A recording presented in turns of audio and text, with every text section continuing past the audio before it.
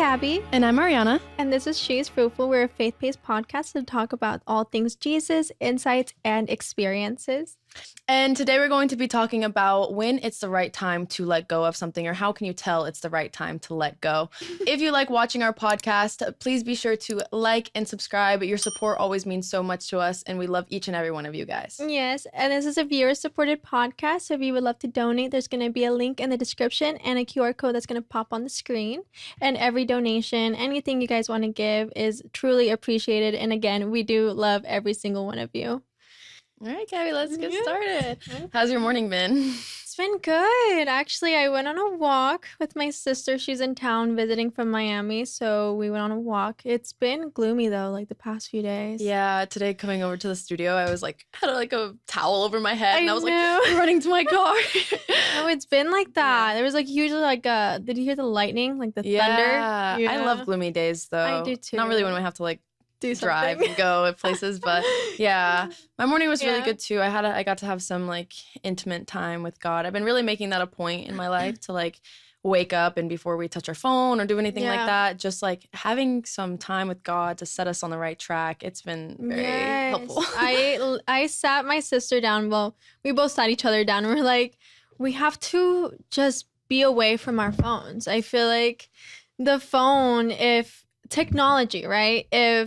It's coming to a point where like it's using us and instead of us using it. So like, for example, I was at Target the other day and the machines were down for like the self-checkout and everybody was so angry that the self-checkout machines were so upset. And it's like, you know, everybody was so appreciative like 10 minutes ago when they were working. And now everybody's so angry that they have to wait in these lines. And it's crazy because technology, it's starting to use us instead of us using it. And we have to really have emotional fitness, like having to train that, like choosing joy in the times where it's like not really convenient, you know? Yeah, and it's such like first world problems. Yeah, you know, like exactly. we're very, very entitled and like very, very spoiled nowadays. The fact that like we're sitting in like a drive-through and someone's cooking and preparing our food for us and we're like, oh, this is taking so long. I know. Yeah, it's like no bueno. Crazy. Anyways. Relationships, friendships, things. When do we truly let go of it? I think I've had my fair share of just, even through high school, I've talked about this before, but I was a huge people pleaser and I'm more of a timid girl.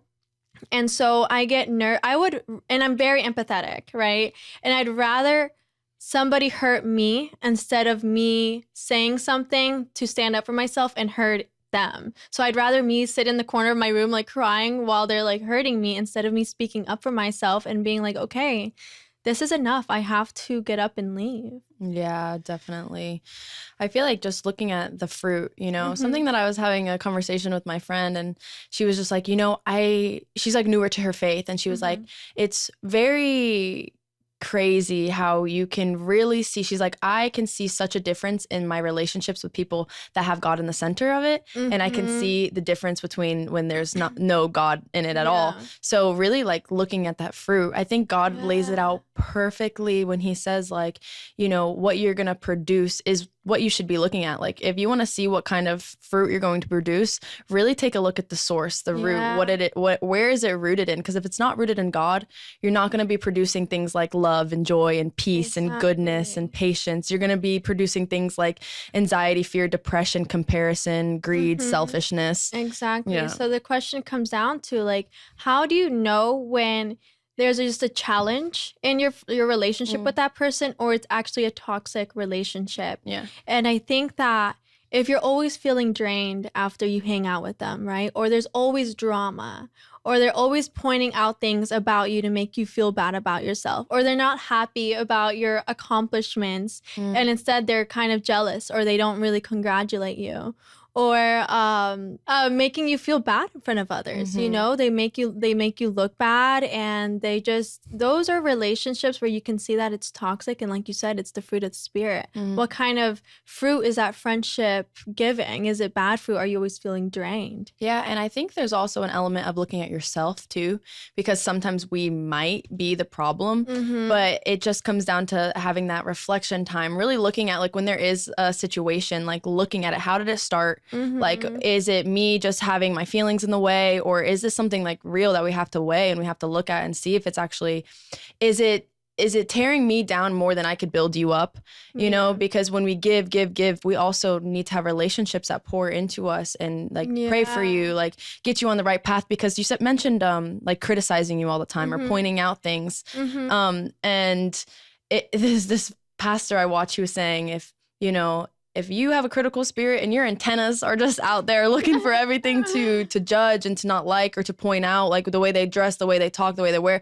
like that is going to cause division and it's going to cause people to leave. But there is a right kind of criticism in your friendships. And that's why it's like, if I'm getting criticized for, not like I'm deep in the sin and someone is coming to me and telling me about it and I don't want to hear it and it causes friction, then that's more of like a me thing, but if they're constantly like tearing you down or not speaking life into you, exactly what you're saying, like if I'm leaving that situation and I feel like sad or drained or it's bringing me anxiety, or this friend texts me and your heart drops instead of goes, hey, like my friend texted me, And I think that, like you said, there's a good way to criticize your friends. And I think that's when you're calling them out, but also calling them for higher, reminding them of who they are in Jesus and that we're better than that we should be set apart. And I think that, of course, we're all humans, right? And none of us are 100% right.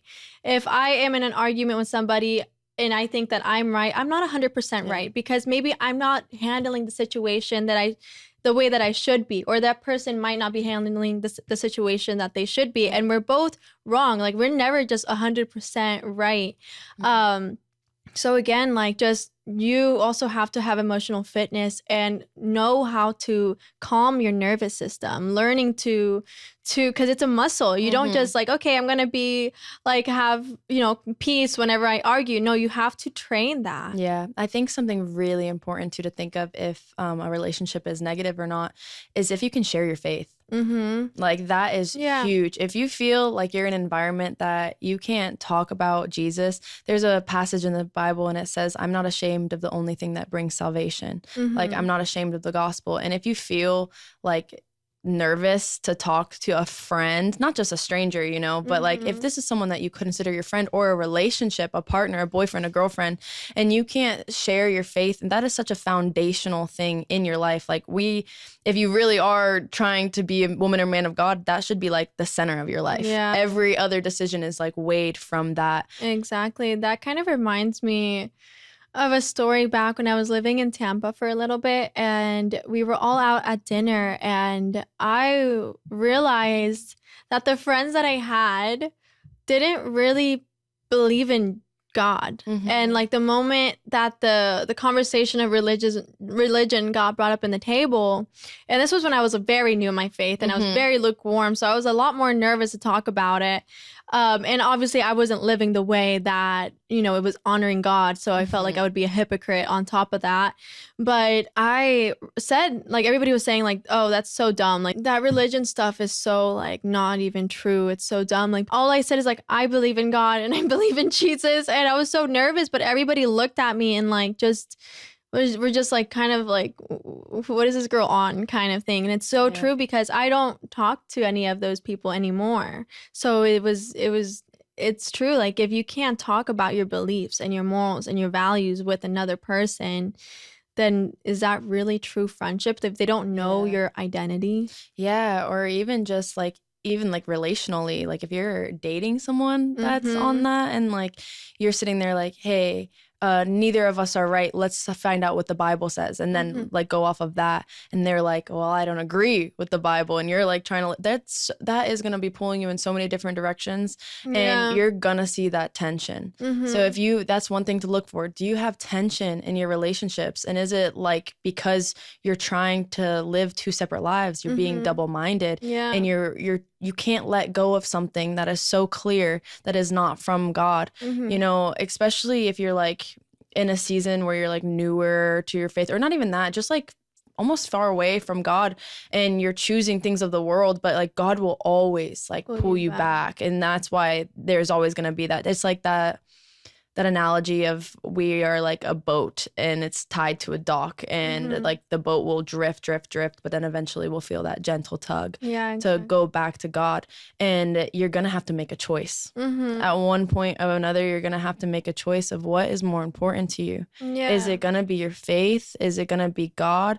Or is it going to be things of this world? Because when you get to heaven and God's like, you know, what did you do with what I gave you? And you're like, oh, well, God, there was a boy. And, you know, I kind of just got a little like distracted.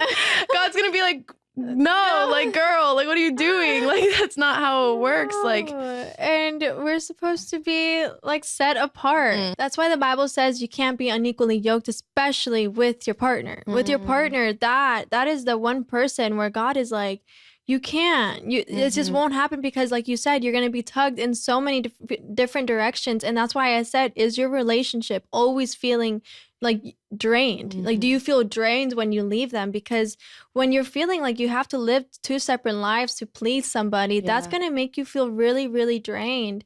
And so with the like friendships, and we're not saying you can't be friends with people from different walks of life and don't believe in what you believe in. But what we're saying is that if you're spending most of your time with these people that don't have the same values, morals, and beliefs as you, it's gonna tug you away, and eventually like you're gonna be the fifth person of the four people that you hang around with, right? And so you have to be very, very careful with who you surround yourself with, because in the Bible it says bad company corrupts good character. And you probably say like, oh, I am invincible, that's not gonna happen to me, until you start realizing that you're starting to incorporate the same habits that they're having. Yeah, definitely. And it's something that you said like a few episodes ago, I think, and it was when love is a one-way street and love it shouldn't be a one-way street. A pastor actually that I was listening to ended up saying that same thing. And I'm always like, oh, there's no coincidence with God. But when you're feeling like you're loving something but you're not getting it in return, that is the most painful kind of love. And love is so powerful because it could either produce so much pain or so much beauty. Yeah. And I think something to remember too, like I know I keep going back to relationships, but it's just because it's so relevant nowadays. And what, like, we're all trying to be in a relationship. And we're relational beings.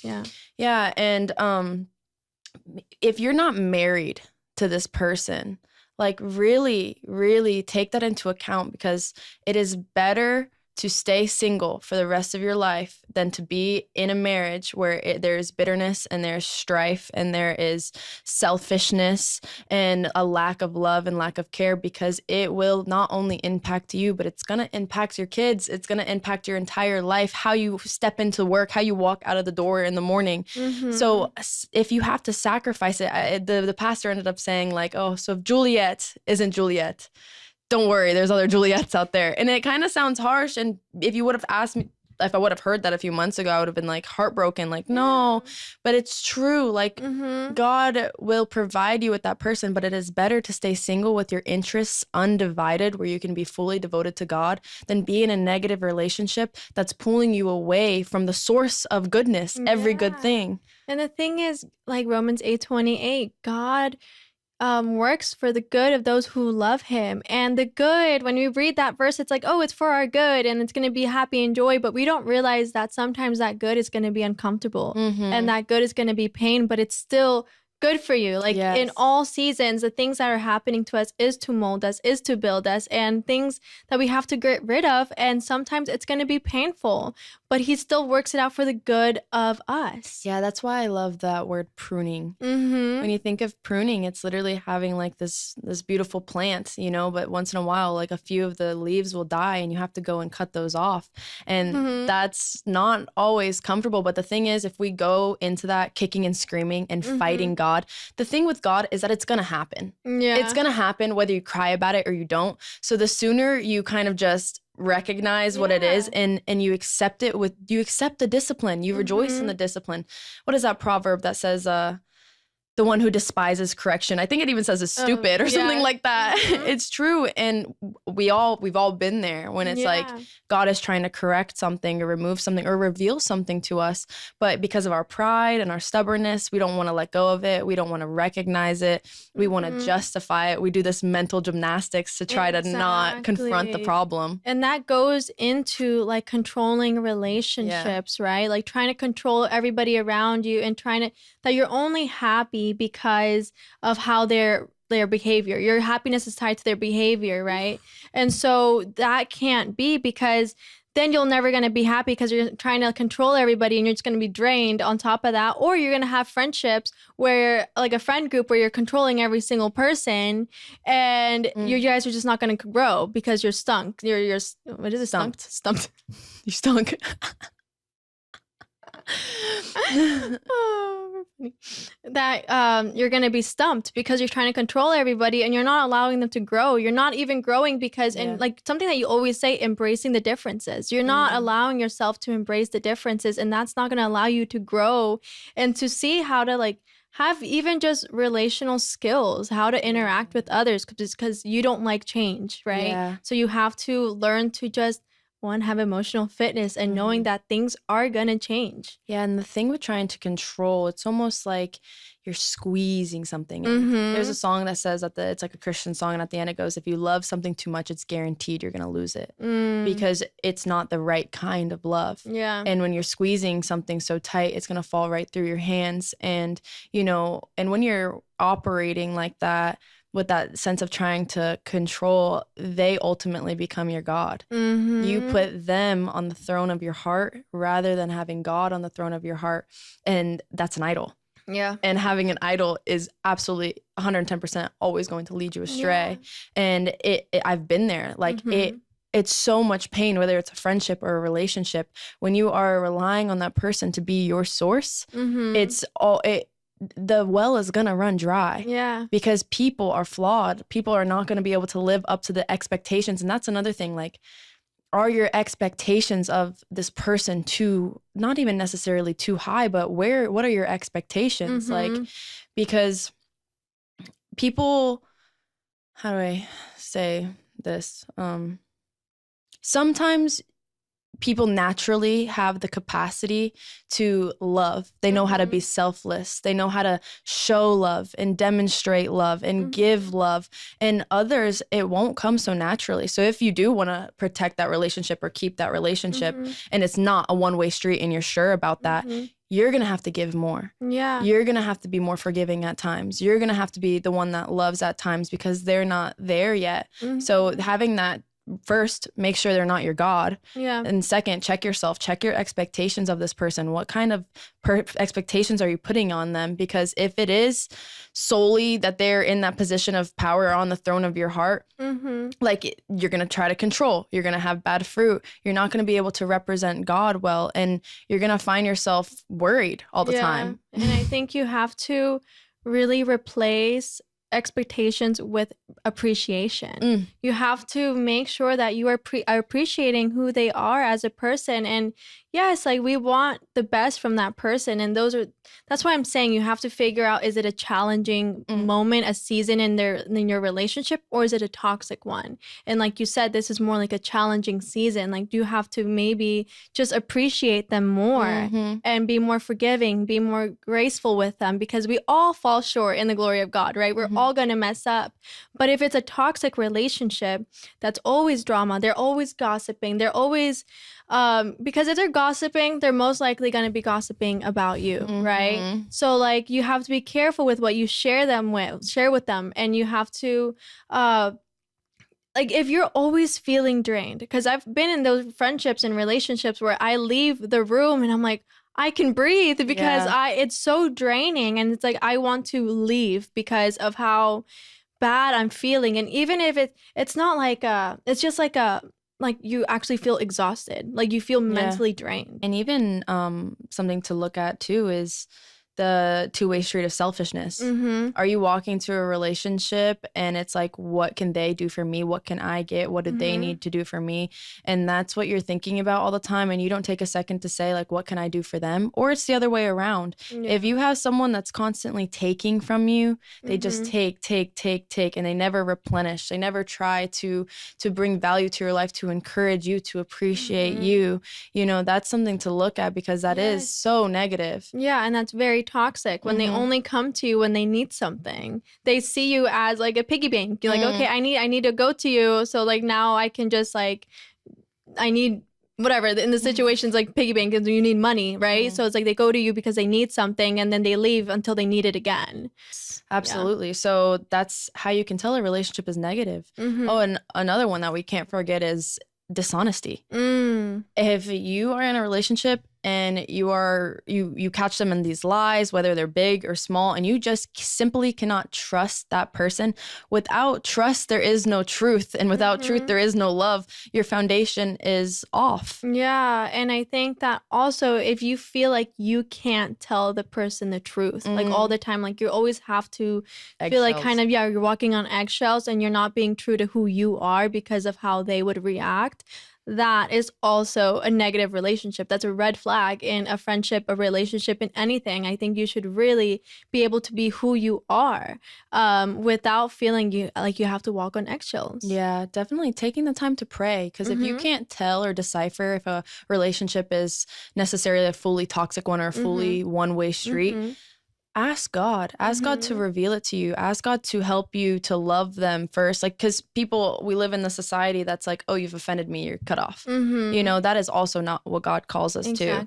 To the extent that we allow these people in our lives, that's what matters. If you know a person is going to be leading you astray and just not leading you to a good place, and you're hanging around them 24/7, that's who you talk to the most. Like, you know, take a step back and recognize that and try to separate yourself, because you are who you hang out with. Exactly. And that goes into our next question. Like, how do you know when to take a step back? Like okay, you see this person acting this way. How do you know when it's time to, like, okay, let me think about this?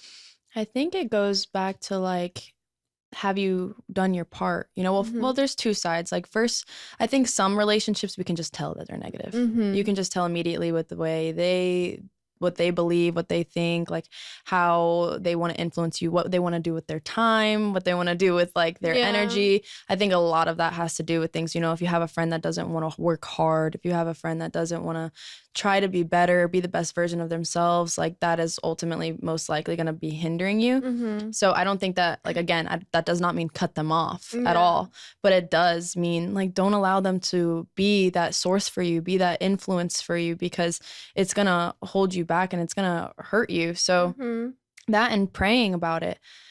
Like, when you exhausted every option, not even exhausted, but when you went through all the other steps, like, I'm doing my part, and you know that you're doing your part, you're not being critical, you're not being selfish, you're being loving, and you're being real with yourself about that, not just, yep, check, check, I'm great. Like, no, and you're being real with yourself, and, you know, you still see this tension, then, you know, it might be time. Yeah, I think also, like, if it's starting to really get to you, like, if their problems are really starting to be your problems and is starting to really drown you on top of everything else you're living through, right? Because we're living in human experiences. We're gonna go up, like, have our ups and downs, but we have to learn how to navigate those up and downs. But if this is starting to get to you mentally and you again feel drained, I think that's a good indicator where you're like, okay, let me take a step back and see how I'm gonna talk to this person about this, or how I'm gonna navigate this. I would never encourage any of you guys to ghost someone, because I think that that's not of God.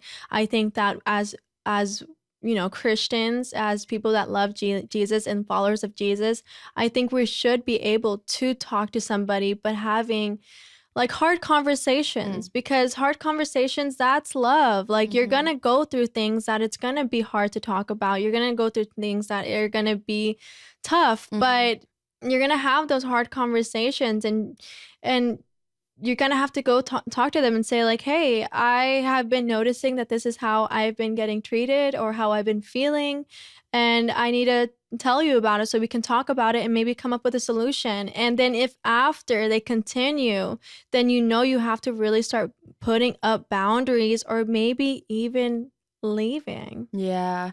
I think something that's huge too is, if they're bringing out the person that God delivered you from. I think that's so big. Like, there's been a person in my past that I was trying so hard to do everything God says. Hey, be completely humble and gentle and bearing with one another in love and encouraging and all these things. But every time I tried to, I ended up being angry, bitter, just everything that I was getting into arguments. I'm not argumentative. Like, I used to be. God delivered me from that. And I understand what an argument is. And I know that that is not from the God. It's from the enemy, that the battle is not with flesh and blood. Yet I find myself in these arguments no matter how much I'm trying. So if they are bringing out your BC behavior, like, it is time to take a step back. Yes, because like they will bring the worst out of you. And so like you really need to start looking at that, because again, if it's attacking you mentally, like being with this person, you really have to consider like, okay, what is this doing? And it goes back, what is the fruit of this relationship? What is it producing? Yeah. And something that I heard that I cringe a little bit too is God is not going to send you a person to sin with. He's not going to put you in a position he's not going to ever bring someone into your life to sin with them, whether that's drunkenness, sexual morality, not doing the good that you ought to do, not encouraging you to be more of who God called you to be. That is most likely a relationship that is not from God. God can work all things together for the good, and he can, no weapon formed against you will prosper, and that could become a positive thing.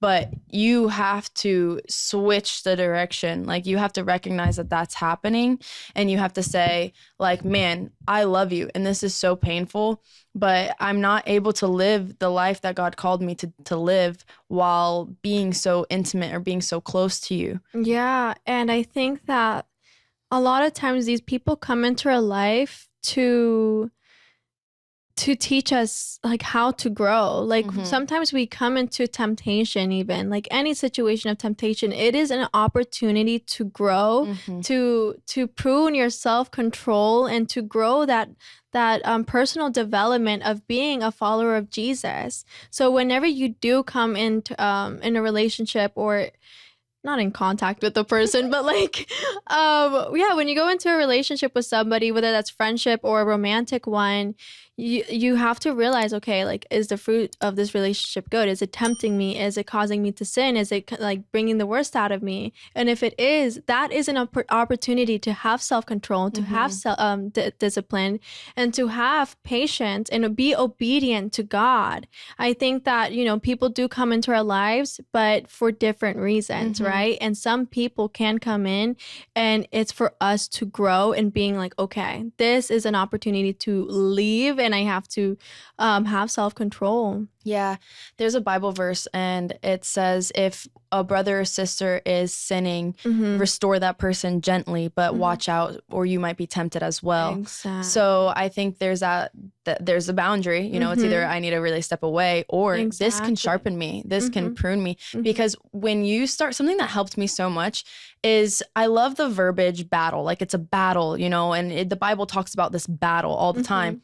If you start thinking of your life as a war, we are at war. Like, it makes things a lot easier. You see that thing coming against you, that temptation, that trial, this argument, whatever it is.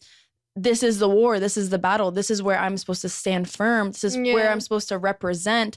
This is a time where I can show the love of God, show my faith, show Jesus. Something that we said in I believe it was the last episode. My faith is only as strong as how I love the people that I least like. And that goes for how I react in situations that challenge me. Yeah, love isn't tied to somebody's behavior. It's just you love them because you want to. You love them because we are loved, right? Yep. But I think, again, I don't ever want to say to hang out with people that are going to tempt you and cause you to sin. But I'm saying that people come from all walks of life, and that we shouldn't just cut them off because, they don't believe in Jesus and they don't believe in what we believe in. But I think that, again, there's that boundary, there's that fine line. Like, okay, I have to set up boundaries and be like, okay, okay, where do I cross the line? What is crossing the line? So you have to be careful. Like, yes, hang out with these people, but not to the extent where it's going to cause you to sin. Like, don't ever just cut somebody off because they don't believe in what you believe in, but also don't let yourself to become like them and not know God and be tempted and fall into that temptation. Yeah. And I mean, just see how you respond, see where your heart's at. You know, I was listening to a service and he was saying like, it actually goes along with the verse. Like it goes something like, incline your heart to God, like incline your heart. And that means if we have to incline our heart, that means it's not naturally that way. And so you have to constantly check it. Check your heart, like see where it's at, because you'll incline it. Our sin, our flesh will just slowly make it decline. And if we forget to check our heart and we forget to align and see where we're at with God and forget to ask God, show me where I'm lacking, show me where I need to be better. Like you're going to be here. Going down. Like before you even, like the next thing you know, you're going to be just at rock bottom. And so we have to keep checking it, keep aligning it, and what brings that to the decline? Yes, it's your flesh, but it's also the people you hang out with, the things you decide to watch, the areas that you put yourself in, because life's gonna happen, you know. We're gonna be faced with trials, we're gonna be faced with temptation, we're gonna be faced with hard relationships, hard questions, hard conversations, but that's why you need to be filled. That's why your heart needs to be inclined towards God, because if it's not, you're going to respond exactly like the world does. You're going to find tension and trouble in your relationships. Those bad relationships, most likely you'll end up needing to cut them off rather than being able to restore them. And like you said, we have to be careful with what we consume. And I feel like we talk about this every episode, but it is so important. Like, what you consume is what your experience is going to be like. If you're watching things that are going to cause you fear, if you're always watching the news, because I think that people say like, okay, you know, the news is information, it's data. And I'm like, I think the news now it's all fear-based. It's all to cause you to get shocked, to get fear. And I love the news because it tells us what's going on. But I think that people get paid because of how our reactions. We click on something because it's going to cause us to react. And I think that if you're always so consumed with social media, you see things. I'm scrolling and I see something that happened tragically to a family, and I don't even I wasn't looking for that. I was just scrolling on TikTok and I'm like looking at cows, and the next one is like really sad thing. So if you're consumed, I love cows. Yeah, me too. But if you're consumed with like social media, it's gonna cause you a lot of anxiety. And you see that like ever since social media became something in this world, like depression, anxiety, and all these mental illnesses have skyrocketed. Yeah, and it will absolutely show in your relationship. Social media even tells you how to treat people, and it's not honor them, respect them, rejoice with them. It is compare yourself to them. Like you can hate on them, or you just promote their sin, love their sin, and it's gonna show in your heart, in your alone time. Are you really joyful? But there's always something missing. And you know, something that I've actually really experienced recently is with the media thing and what we consumed. I would love to, when like on my downtime, I obviously like would watch things on Netflix and everything like that, like something like White Collar, or watch a lot of SpongeBob. But lately I've been like, no, like time is so valuable. Time is something that you'll never be able to get back. And what you do with this time is going to lay a foundation. So I made the conscious decision and the choice to switch the things that I'm watching from entertainment to knowledge and education. That's now I'm watching everything about history, Dan Carlin, Prophets of Doom, Decline of the Roman Empire. And to see, because when history connects itself, you can actually bring it to life. Like I am looking at the Bible in such a whole new way, understanding the time period. Like when Paul was writing the book of Philippians and he was writing these scriptures, it talks about the hardship and the emptiness he felt, but the joy he felt through it, and really seeing how these Christians were persecuted at this time, being thrown into the Colosseum for entertainment to be mauled and torn apart by lions. Like you can actually, like, this isn't just a story. This isn't just these things actually happened. Even looking at how we got here.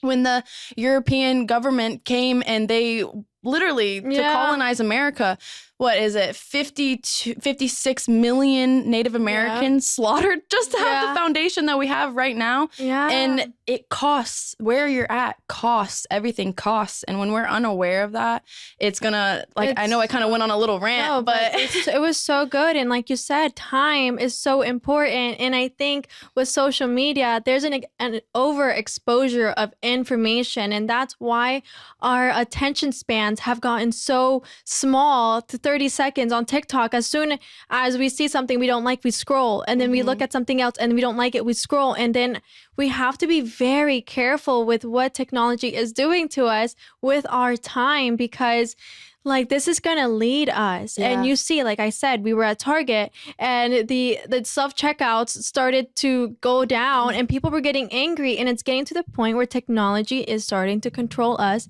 instead of us controlling technology. And that's off the topic, but I'm just saying, like time is so important. If you're gonna be the type of person that is on social media 24/7, that you get lost in scrolling, you will notice that you are going to start getting lazy. You're going to start procrastinating more. You're going to have more anxiety, more sadness, because you're filling yourself with so much overexposure of information that there's just, you go on social media, you look like you can just find a plethora of information that is not needed and is not necessary. Exactly. But if you take the time, like you said, to look at history, be a lover of history, because you will see the patterns. While everybody is freaking out, you can be like, okay, no, I saw this happen in this time period. And like, instead of freaking out, I'm just going to take my course and be the leader of my life. Yes, God is the leader of our life, but we have free will. And it's what we choose to do with the chaos, right? Either to have joy and to find a way out, or we're going to cry and have anxiety and just be, just what is freaking out. You're freaking out. I'm like, I don't know. Distressed. And distracted. Like you'll be distracted. And I think about like the enemy's whole goal is to get us distracted. Like we're so consumed about our friendships, our relationships, and all these other little things, minuscule things, like they're big things, but compared to like the big picture most of the time, it will distract you. I really do think about our society now and society then. Like back then, like we would produce these highly ambitious people because they understood the value of time. They understood the value of discipline, all these things. And now you don't see that, because just like in the fall in the Garden of Eden, just like in the fall in the Garden of Eden, sorry.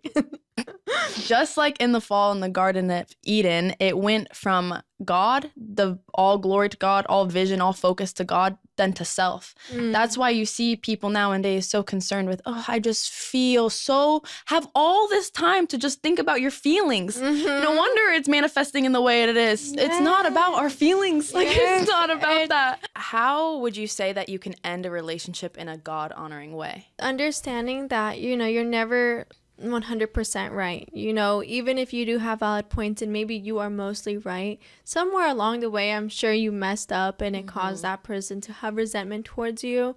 I think understanding that, and then never ghosting, never just being mean and like ending things in a bad way, even if they do end messy, as it is in your own, like, as what is it, like in your own will, like as it's all, as far as it depends on you, live at peace. Yes. That's crazy. That's the verse I was going to mention. Okay, so as far as it depends on you, live at peace with everyone. So even if they want to continue to hurt you and they want to continue to say things, you do your part, and you talk with love and you come from a place of love, even though if it's hard. But I think that reminding yourself that at some point you did have a beautiful relationship with that person, or that friendship, or whatever the case may be, like you did have a beautiful time with them, even though it did go astray and go wary, like you guys did have a beautiful time. So I think never cutting somebody off in like a rude way or ghosting them, I think that's even worse. I think that just you know, telling them like, hey, this is not healthy for me and it's not healthy for you, and I'm gonna have to take a step back, and I hope that you understand. And if it's in God's will, hopefully it turns it back around and we are able to restore this friendship. But as of right now, we've, you know, I told you my boundaries, I've told you how I feel, and it's not being respected, and I think that I need to take some time and like leave. Yeah, and I think remembering too, like, God sees. God sees the unlove. He sees the injustice. He sees even when that person is not living accordingly. He sees when you're not living accordingly. So being able to walk away with grace and love. Something that I read, it was just like, God, I think it was one of the girls from the Bible study actually who said something like this or wrote something like this, and it was like, God doesn't just call us to have self-control with not getting revenge, but also to speak highly of the people who hurt you. I think that's something that we lack a lot. When someone hurts us, or you stop being friends with someone and someone asks why, it's all this list of negativity.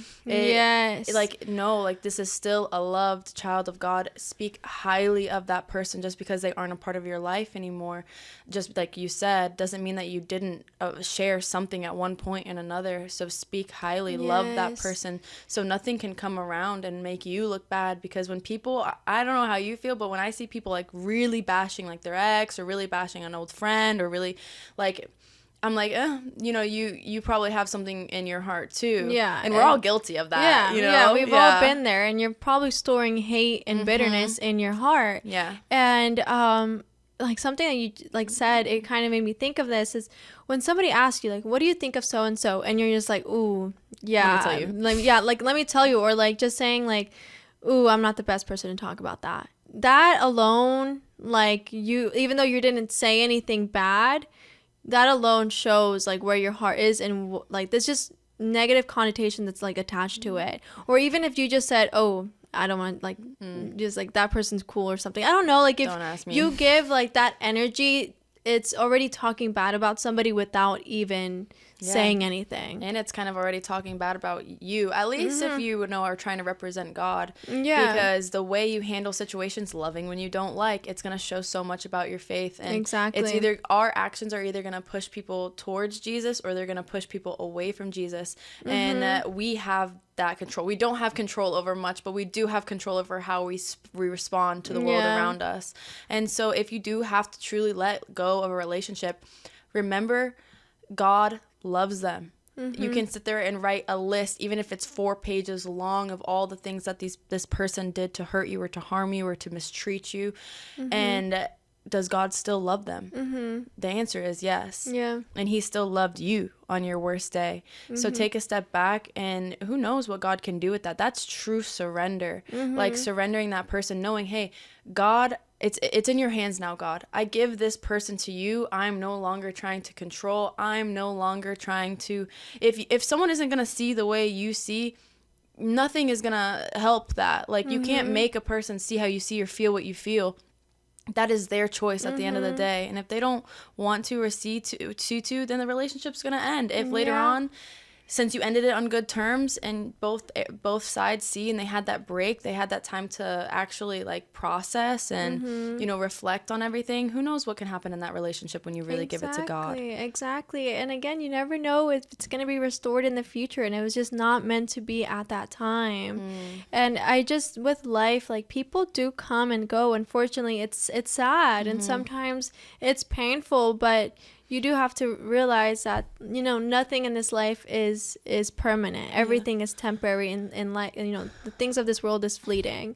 And so you can't hold on to a person, especially when they're hurting you, you know? So you have to be careful. And yeah, so it, like, just be nice. Yeah, and the one sure way we can guarantee that a relationship will not be restored is leaving that relationship in a way that doesn't honor God. Yeah. And there's bitterness and strife and anger and resentment and hate and malicious talk. Those are sure ways that person will never speak to you again, or you will never speak to that person again. And that is not what we're called to. Yeah. That is not who we're called to be. Yeah, and pray for those who hurt you. Pray for those who persecute you. And the Bible says pray for your enemies, right? So, but it's not like, God, I pray for them, blah, blah. No, it's actually wanting good for them, wanting them to do good and to succeed and to just have a good life, actually wanting that, instead of like grudgingly praying like, God, I know, because he knows your heart, like we've talked about coal on their heads. Like, I pray that their crops wither in the winter. Literally. Yeah. But yeah, so just pray for them, but truly mean it and truly care for them. And even though they hurt you, just pray that, you know, the best comes to them. Yeah, and you'd really be surprised with prayers like that, what God will do in your own heart. Yeah. So does letting go mean to stop loving? No, absolutely not. I think we kind of touched on it a little bit, but loving your neighbor as yourself covers a multitude of sins. It fulfills the law, and love is the one thing that makes us like Jesus. And I think that's why the devil works so hard to make us unloving and make us think about ourselves, because that's what makes us the most like Jesus. So no, letting go never means stop loving. It means honestly praying harder, hoping harder, and loving harder, even if, you know, you're no longer in their life. You know, sometimes love is letting somebody go and not being in their life, you know, even if it hurts you. That's what love is, knowing that they, you know, probably is not the time to be in their life or them be in your life. It's just letting them to be happy. It's kind of what you were talking about earlier, like when you're squeezing somebody so hard or you're squeezing something so hard, it's going to slip. So letting go sometimes just means to let it just happen, and if it's in God's will, that person will come back to you. If it's not, it's not gonna happen, because his kingdom come, his will be done. And no matter what happens, it's in God's will, you know. Yeah, and letting go of some people sometimes is the most loving thing that you can do, because something that I realized is when you hold on to stuff that is not rooted in love, you are justifying it, and you're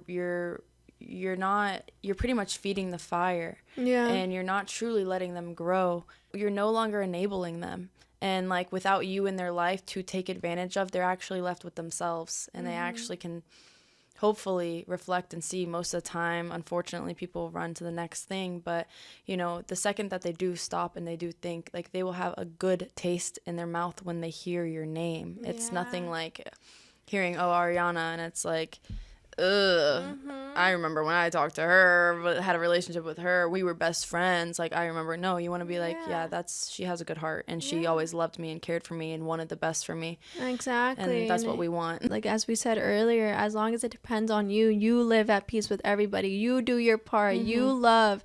You walk like Jesus. You talk like Jesus.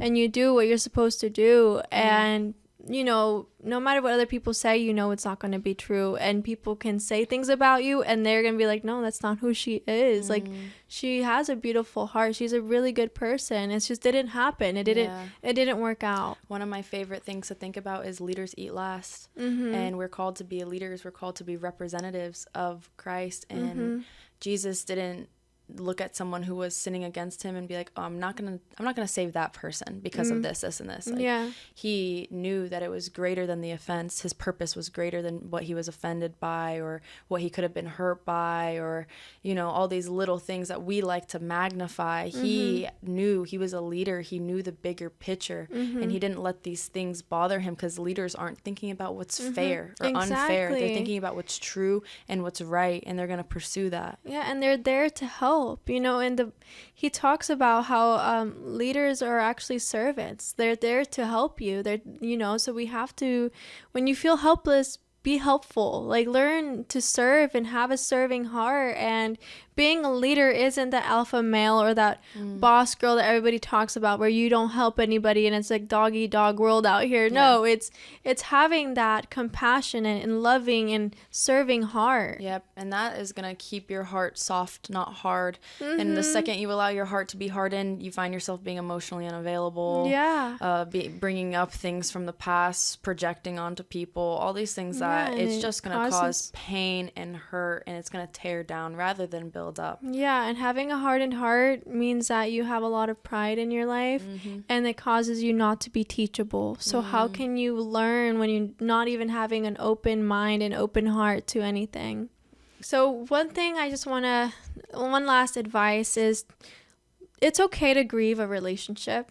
It's okay to to be sad over somebody leaving. Feel those emotions. You know, we are relational beings. We are meant to be in community. So when somebody leaves or they hurt you, it's going to hurt because God designed us that way. Even God, he's 3 persons, the Father, the Son, and the Holy Spirit. Like, we are made in the image of God. We are relational beings. So when somebody leaves or they hurt you or something happens, it really is painful, and you love that person because, as I said, there was a time in your life that you enjoyed times with them. You have beautiful memories, but now that relationship has gone like wary and has gone, you know, sour. So you have to make that, you know, decision to leave, but it's okay to grieve and it's okay to be sad. It's okay to pray to God and be like, help me with the pain that I'm feeling. Yeah, there is absolute freedom in mourning, freedom in giving it to God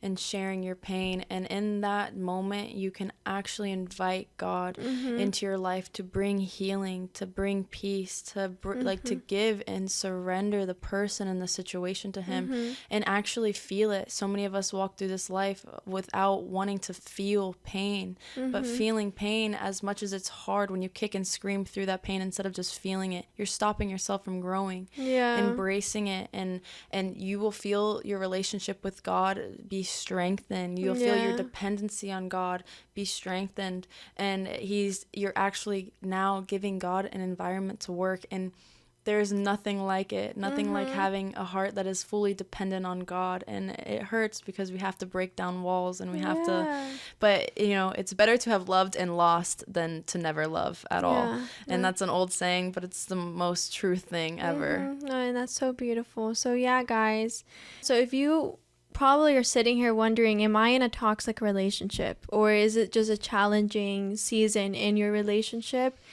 Just ask yourself, is the relationship really draining? That no matter what you do, no matter how hard you try, and it's just a continual drain on your mental health and in your emotional health. Is it really hurting you? I think that's a good indicator. So guys, just, you know, sometimes you do have to put yourself first, especially if it is mentally exhausting. Yeah, and if you're truly having trouble, you already have identified that, and you're having trouble breaking those chains, go to fellowship and have them pray over you. Surrender it to God daily. Ask God to strengthen you and to break the chains and to remove it from your life. And in His perfect timing, it will happen, and you'll be thankful for it. At the proper time, you will reap a harvest if you do not give up.